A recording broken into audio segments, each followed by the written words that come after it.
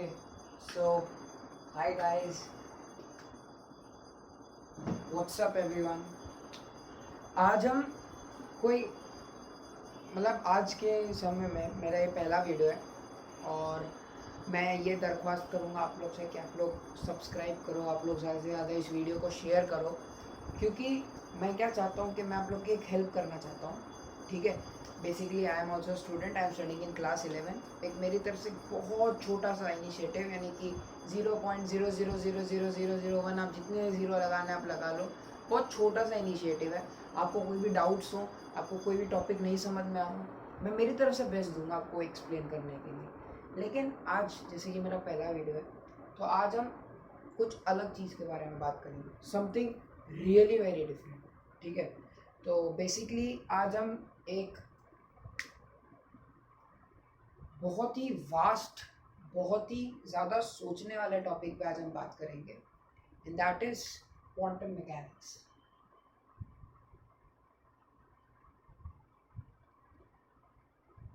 Quantum mechanics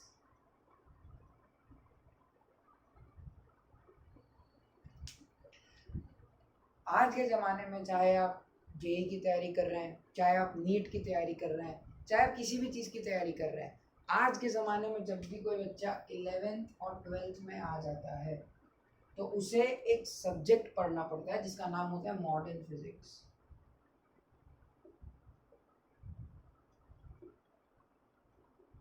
उसे ये subject पढ़ना पड़ता है, और जब वो मॉडर्न फिजिक्स से पढ़ता है तो modern physics is nothing but a line, एक लाइन है which paves the path for quantum mechanics.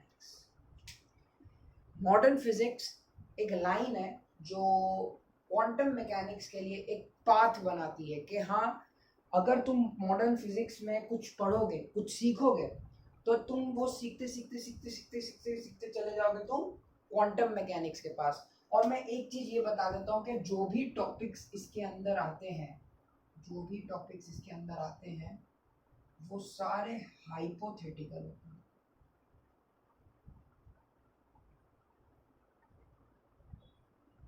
Hypothesis पे बेस्ड होता है, यानी कि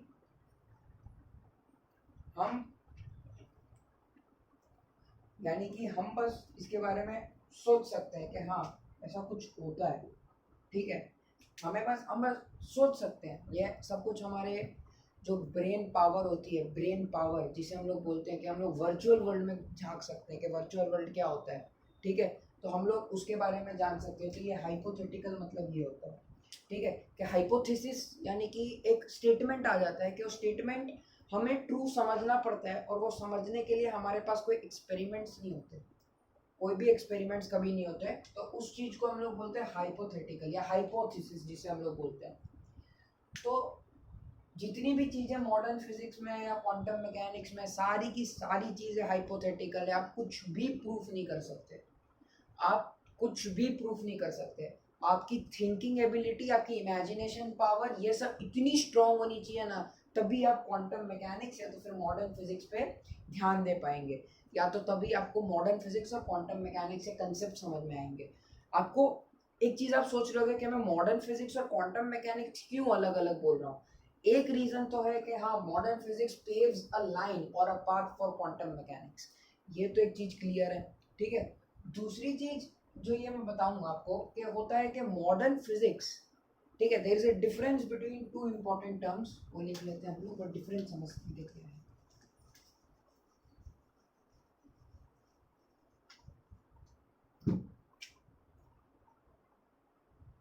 the difference between classical mechanics और मॉडर्न फिजिक्स।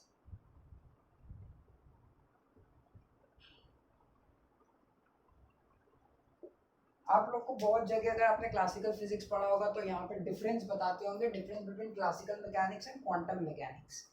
लेकिन मेरे हिसाब से, और वो सारे लोगों के हिसाब से जिन्होंने क्वांटम फिजिक्स को डेप्थ में पढ़ा है, वो ये चीज़ तो समझ चुके होंगे कि modern physics is nothing but the branch of physics that paves a path towards quantum mechanics. ठीक है, इसमें एक स्लाइट डिफरेंस होता है मॉडर्न फिजिक्स में और क्वांटम मैकेनिक्स में, एक छोटा सा डिफरेंस होता है। सबसे पहले तो दोनों में डिफरेंस समझ लेते हैं। तो ये जो होता है इसे हम लोग बोलते हैं ओल्ड फिजिक्स। ये वही फिजिक्स है जो 9th के बच्चे पढ़ते हैं, ये वही फिजिक्स है जो 10th के बच्चे पढ़ते हैं, ये वही फिजिक्स है जो 11th के बच्चे पढ़ते हैं, और ये वही फिजिक्स है जो 12th के भी बच्चे पढ़ते हैं। लेकिन ये इंट्रोडक्टरी पार्ट आ जाता है 11th और 12th में। ये है मॉडर्न फिजिक्स और ये है ओल्ड फिजिक्स। ठीक है, अब अगर मैं बात करता हूँ क्लासिकल मैकेनिक्स की, कि क्लासिकल मैकेनिक्स में क्या क्या पार्ट्स आते हैं, तो classical mechanics is whole and sole dependent upon Newton's laws of mechanics.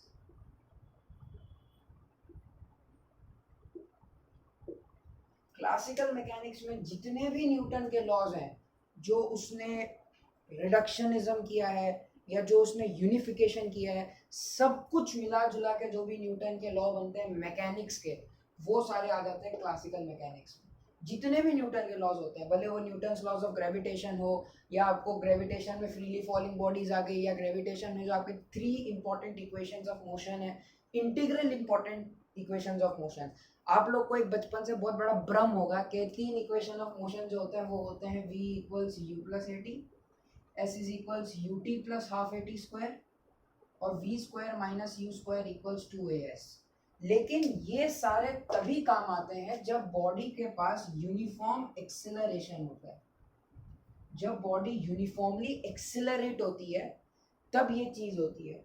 मेरा कंटेंट जो है वो थोड़ा इधर उधर जा रहा होगा, मैं समझ सकता हूँ, लेकिन आज पहला वीडियो है, आज एक इंट्रोडक्शन देना है, आपको बताना है कि हाँ क्लासिकल मैकेनिक्स मॉडर्न फिजिक्स में क्या क्या अंतर होता है। और दूसरा इंपॉर्टेंट टॉपिक जो हम डिस्कस करेंगे वो होगा कि मॉडर्न फिजिक्स कैसे लाइन पेव करता है क्वांटम मैकेनिक्स के थ्रू। फिर इसके बाद बहुत कुछ चीज़ें आएंगी क्वांटम मैकेनिक्स में, Young's double slit experiment, radio active decay, बहुत कुछ आने वाला है इसके अंदर, वो सारी चीज़ें हम लोग कवर करेंगे इसमें। और पूरा क्वांटम मैकेनिक्स का एक मतलब एक बढ़िया सा चीज़ आ जाएगा। ठीक है, इसी बीच बीच में आपके जो जो डाउट्स होंगे वो भी मैं क्लियर करूंगा, कोई भी हो वो डाउट्स बता सकते हैं, मैं क्लियर करने की ट्राई करूंगा। तो यूनिफॉर्म एक्सेलरेशन जब बॉडी होती है तब ये 3 इक्वेशन ऑफ मोशन डलते हैं, ये 3 इक्वेशन ऑफ मोशन आ जाते हैं। लेकिन ये 3 अगर बॉडी यूनिफॉर्मली एक्सेलरेटेड नहीं होती है तो, क्योंकि इक्वेशंस ऑफ मोशन तो 3 है और बहुतों को लगता है कि वो यही है, पर मैंने आपका एक भ्रम तो दूर कर दिया, यूनिफॉर्मली एक्सेलरेटेड बॉडी पे ही ये लगता है। अगर क्योंकि अगर कोई भी इक्वेशन आज एक बन जाता है तो वो सब चीज़ों में लगना चाहिए ना, सब में लगना चाहिए। अब समझो कोई बॉडी इंस्टेंट, एक पर्टिकुलर इंस्टेंट पे एक्सेलरेट कर रही हो, जैसे कि एक ग्राफ के थ्रू मैं समझाना चाहता हूँ इस चीज़ को, कि अगर समझो ये बॉडी है, ठीक है, हाँ ये वी टी ग्राफ है, यहाँ पे बॉडी यूनिफॉर्मली एक्सेलरेट कर रही है, थीटा कहीं पे बदल रहा है, कहीं पे भी थीटा बदल रहा है, कहीं पे थीटा नहीं बदल रहा है, कहीं पे भी थीटा बदल नहीं रहा है। अब इसी ग्राफ को मैं थोड़ा सा बदल देता हूँ, मैं कैसा कर दूंगा, मैं इस तरीके से कर दूंगा, मतलब कुछ ऐसा वेवी टाइप है ना। अब मैं आपसे पूछूं कि इस पॉइंट से लेके इस पॉइंट पे क्या एक्सेलरेशन बदल रहा है, तो हाँ यार थीटा बढ़ता हुआ दिख रहा है धीरे धीरे। इस पॉइंट पे रखो, टेंजेंट खींचो, यहाँ पे थीटा बड़ा सा दिख गया है ना, तो यहाँ पे दिख रहा है कि एक्सेलरेशन थोड़ा बढ़ता हुआ दिख रहा है हम लोग को। अब मैंने पूछा कि इस इंस्टेंट पे तुम जो यूनिफॉर्म मतलब जो बॉडी एक्सेलरेट हुई है वो वैल्यू बताओ मेरे को, वो स्लोप से बताओ। तो इस इंस्टेंट पे जो स्लोप होगा वहां पे हम लोग एक ऐसा बना देंगे, ये हो जाएगा डेल टी, ये हो जाएगा डेल वी, और del v by del t क्या देता है हमें, acceleration which is the slope. तो एक इंस्टेंट पे अगर आपको बोलेगा एक्सेलरेशन निकालने के लिए, एक इंस्टेंट पे, तो उस केस में हम लोग ये इक्वेशन ऑफ मोशन यूज नहीं कर सकते। तो जो ओरिजिनल 3 इक्वेशन ऑफ मोशन होते हैं वो होता है v equals d x by d t, a equals d v by d t, और एक और होता है a equals v d v by d x. ये टाइम इंडिपेंडेंट इक्वेशन होता है और ये दोनों टाइम डिपेंडेंट इक्वेशन होते हैं। ये फर्स्ट ऑर्डर डेरिवेटिव बताता है, हाँ वेलोसिटी जो होता है dx बाई dt, अगर डिस्प्लेसमेंट टाइम के बीच में रिलेशन होगा तो सबसे पहले डिफरेंशिएट करके आपको वेलोसिटी मिलेगी, तो जो वो वेलोसिटी मिलेगी वो हमें क्या बताएगा, फर्स्ट ऑर्डर डेरिवेटिव। आपसे बहुत बार पूछा भी जाता होगा विच is the first order derivative of differentiation, तो उसमें वेलोसिटी आ जाता है। अब वेलोसिटी को अगर हम फिर से डिफरेंशिएट करेंगे, सबसे पहले तो अगर समझो टाइम और डिस्प्लेसमेंट और टाइम के बीच का रिलेशन है, तो डिस्प्लेसमेंट और टाइम के बीच के रिलेशन से हमें मिल जाती है वेलोसिटी। जो हमें वेलोसिटी मिल गई, तो वेलोसिटी मिलने के बाद जब हम लोग इसका फिर से डिफरेंशिएशन करते हैं तो हमें मिल जाता है एक्सीलरेशन।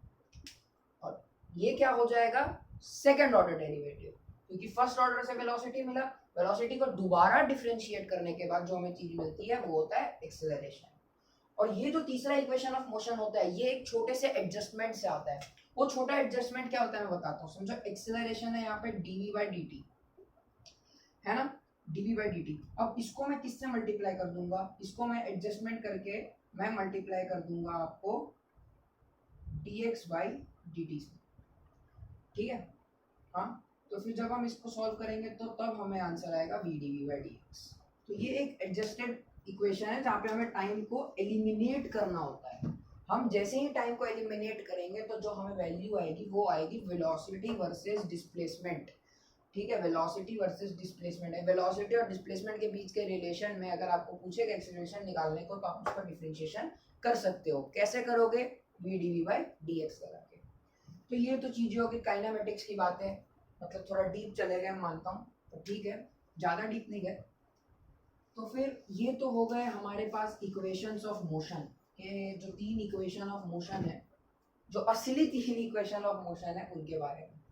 तो क्लासिकल मैकेनिक्स जो है, ओल्ड फिजिक्स, ये बहुत पुराना फिजिक्स है, बहुत पुराना, ठीक है, बहुत पुराना फिजिक्स है। इसके इनिशिएटर में न्यूटन ही थे। न्यूटन के जितने भी मैकेनिक्स के लॉज आते हैं, पूरी मैकेनिक्स का सेक्शन उठा के देख लो, जितने भी लॉज आते हैं, whether it is law of gravitation, whether it is these equations of motion, या तो ये तुमको सेंट्रीपिटल फोर्स के बारे में है, या तो तुम्हें इलेक्ट्रोस्टैटिक फोर्स के बारे में, nuclear strong nuclear force, weak nuclear force, जितने भी फोर्सेज है सबका जो यूनिफिकेशन और रिडक्शनिज्म न्यूटन ने किया वो सब आ गया क्लासिकल मैकेनिक्स में। इन शॉर्ट क्लासिकल मैकेनिक्स को मैं क्या बोल सकता हूँ, it is a branch of physics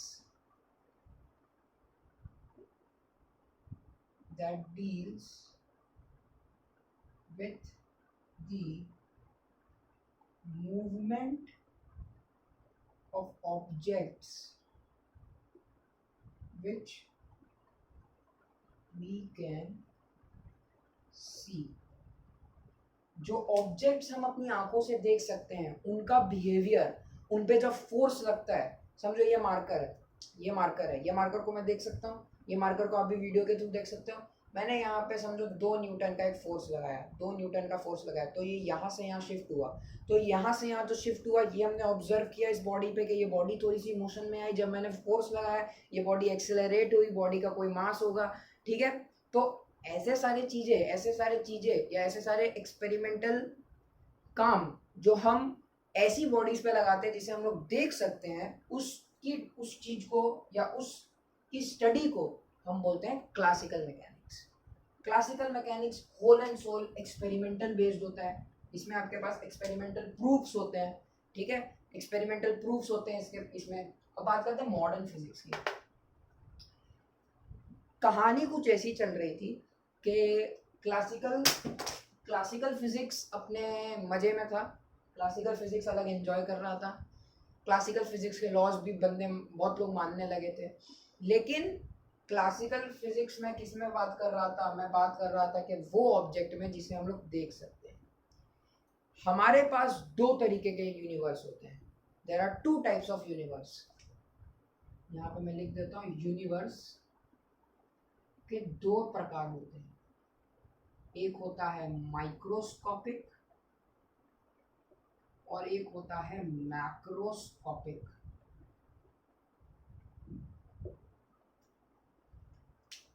macroscopic universe में जितनी भी चीजें जो हम देख सकते हैं, including us, including animals, including wild life, including the phone, including this text book, including this marker, जो कुछ भी हम देख सकते हैं उनकी स्टडी से रिलेटेड या उनके मोशन, जो कुछ भी फेनोमेनन आ रहा है क्लासिकल फिजिक्स में, वो मैक्रोस्कोपिक यूनिवर्स से डील करता है।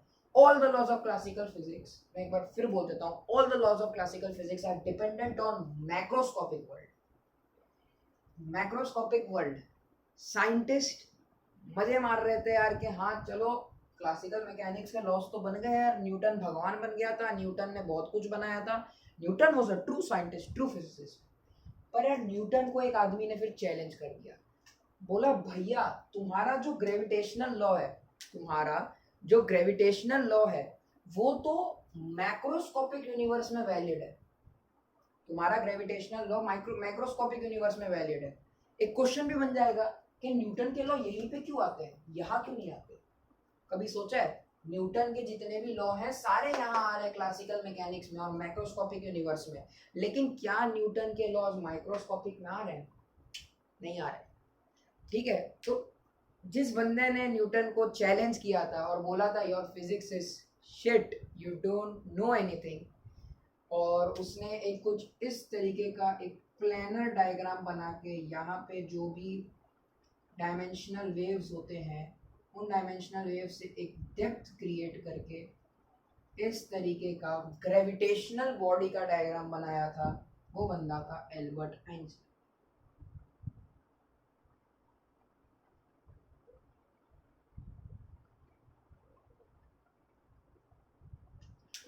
यस, एल्बर्ट आइंस्टाइन वो पहले आदमी थे जिन्होंने न्यूटन के ग्रेविटेशनल लॉ को चैलेंज किया था, और फिर धीरे धीरे साइंटिस्ट्स का दिलचस्पी आने लगा कि क्या ये सारे लॉज माइक्रोस्कोपिक यूनिवर्स में वैलिड है। माइक्रोस्कोपिक यूनिवर्स यानी कि एटम्स, मॉलिक्यूल्स, ये जो भी एक ऐसा यूनिवर्स है छोटा सा जो हम देख नहीं सकते लेकिन उसके अंदर कुछ अलग सा हो रहा है। इसीलिए बोल रहा था कि क्वांटम मैकेनिक्स में सब हाइपोथेटिकल है, क्वांटम मैकेनिक्स में जितने लॉज बने सारे हाइपोथेटिकल है। तुम खुद भी अपने लॉज बना सकते हो, तुम खुद भी सोच सकते हो, because this is the open subject to physics. ये फिजिक्स का एक खुला हुआ सब्जेक्ट है, तुम इसमें अपना भी कुछ कर सकते हो, तुम इसमें पढ़ा हुआ जो साइंटिस्ट ने दिया हुआ है उसको देख के सोच के एक अपना थीसिस तैयार कर सकते हो, तुम कुछ भी कर सकते हो। माइक्रोस्कोपिक यूनिवर्स में एल्बर्ट आइंस्टाइन ने सबसे पहले न्यूटन को चैलेंज किया था कि भाई तुम्हारा लॉ जो है, ये सब जो भी है मैकेनिक्स के लॉज, क्या ये यहाँ वैलिड है? वैलिड नहीं थे। ये क्यूरियोसिटी जब पता चला कि ये सब लॉज वैलिड नहीं है, तो आइंस्टाइन के साथ साथ एक और बंदा था, मैक्स प्लैंक। मैक्स प्लैंक एक और बंदा था जिसने आइंस्टाइन के साथ साथ मिलके क्वांटम मैकेनिक्स को स्टार्ट किया, या क्वांटम मैकेनिक्स पे थियरीज डालने लगे। फिर बहुत लंबे लंबे मतलब अरसों तक थियरीज बनती गई, theory of relativity, special theory of relativity, general theory of relativity. Relativity की थियरी से एक लास्ट टॉपिक जो मैं बताऊंगा आपको, इसके बाद हम कुछ रखेंगे, आप भी समझना पूछना। तो आइंस्टाइन के थियरी ऑफ रिलेटिविटी क्या स्टेट करती है? आइंस्टाइन की थियरी ऑफ रिलेटिविटी ये स्टेट करती है nothing can travel faster than the speed of light. Light से ज्यादा तेज कोई चीज ट्रैवल ही नहीं कर सकती। स्पीड ऑफ लाइट कितनी है? स्पीड ऑफ लाइट 3 × 10⁶, 3 × 10⁸ मीटर्स पर सेकंड, 3 × 10⁸ मीटर्स पर सेकंड। तो यार लाइट से ज़्यादा तेज कुछ चीज़ ट्रैवल ही नहीं कर सकती है ना? लाइट से कुछ ज़्यादा तेज ट्रैवल ही नहीं कर सकता कोई। क्यों? कभी सोचा है क्यों? ये लाइट मीडियम, समझो ये लाइट, इसके अंदर इतने सारे पार्टिकल्स हैं, उन पार्टिकल्स का नाम होता है फोटॉन।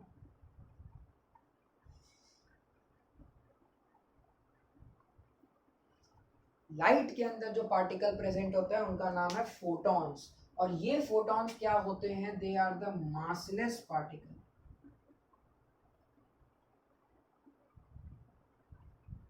वो एक फेमस इक्वेशन का नाम सुना है, E = mc²। किसी भी आइसोलेटेड सिस्टम में, आइसोलेटेड सिस्टम मतलब कांस्टेंट सिस्टम में, energy and mass are interconvertible terms.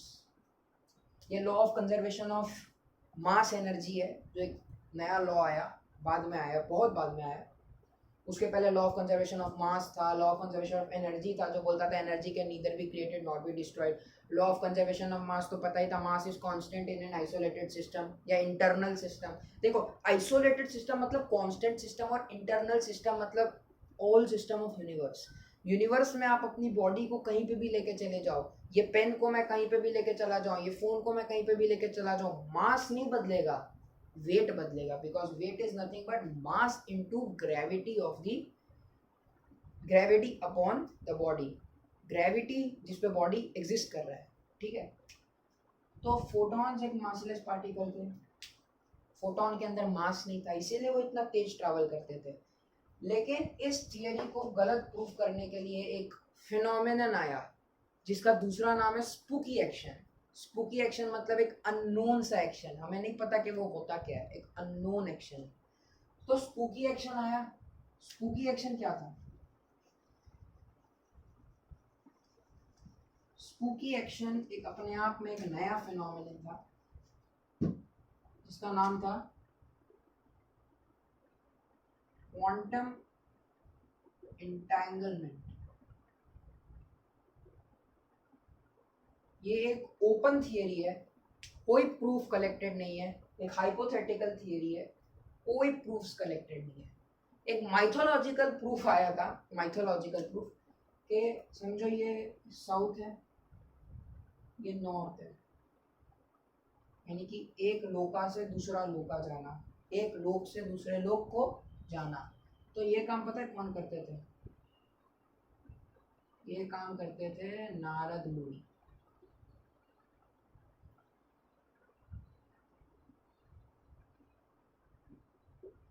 एक लोक से दूसरे लोक को जाना। नारद मुनि एक ही पॉइंट पे, एक एग्जिस्टेंस पे, within fraction of seconds he was present at the north side and also at the south side of the universe. fraction of seconds. तो इसको हम लोग दूसरा भी नाम देते हैं, हम लोग इसे बोलते हैं क्वांटम टेलीपोर्टेशन, लेकिन मैं इसे बोलता हूँ क्वांटम एंटेंगलमेंट। उसके पीछे एक बहुत बड़ा रीज़न है। क्या रीज़न है? पहले समझते हैं क्वांटम एंटेंगलमेंट क्या है, क्योंकि उसके पीछे का जो रीज़न है वो यही है क्वांटम एंटेंगलमेंट की डेफिनेशन। क्वांटम एंटेंगलमेंट क्या बोलता है कि जब भी दो एटम्स, एक एटम ए एक एटम बी, जब भी दो एटम्स आपस में मिलते हैं तो इनके बीच में एक थ्रेड लाइक स्ट्रक्चर आ जाता है। जो वो थ्रेड लाइक स्ट्रक्चर आता है तो ये ए अपनी प्रॉपर्टीज दे देता है, बी अपनी प्रॉपर्टीज दे देता है, और ये properties within fraction of seconds shift हो जाती है, जिसकी वजह से atom A equals to atom B, दोनों एटम सेम हो जाते हैं। फिर तुम उन्हें मिलियंस ऑफ यूनिवर्स दूर कर दो, मिलियंस ऑफ लाइट ईयर्स दूर कर दो, अगर तुम एटम ए को डिस्ट्रॉय करोगे within fraction of seconds atom B भी डिस्ट्रॉय होगा। This theory was considered as quantum entanglement, which was discovered by Niels Bohr. और इसी थियरी के दम पे उन्होंने आइंस्टाइन को चैलेंज किया था कि your theory of relativity is wrong. Theory of relativity इसीलिए रॉन्ग हुआ उनके हिसाब से क्योंकि जो इंफॉर्मेशन शेयर होता था इन दोनों के बीच में, that is faster than the speed of light. ये आज भी प्रूव नहीं हुआ कौन सही था कौन गलत था, बस एक थियरी थी। यहाँ से मॉडर्न फिजिक्स शुरू हुआ, फिर बहुत कुछ आया, फिर इलेक्ट्रॉन की बारी। सबसे पहले इलेक्ट्रॉन के बारे में बात हुई थी कि इलेक्ट्रॉन क्या एक पार्टिकल है क्या वेव है, ठीक है।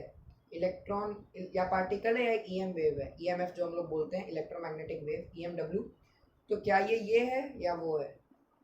तो क्वांटम फिजिक्स ने उसका एक आंसर दिया था।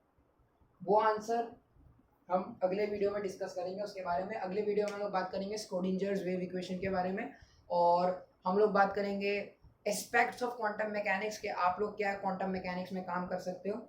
और हम लोग बात करेंगे इसके बारे में भी कि इलेक्ट्रॉन का जो डुअल नेचर होता है इलेक्ट्रॉन का, कि इलेक्ट्रॉन एक पार्टिकल है या एक वेव है या दोनों है, और दोनों है तो कैसे है, पार्टिकल है तो कैसे है, वेव है तो कैसे है। तो ये कुछ 3 चीज़ें होंगी जिसके बारे में हम बात करेंगे।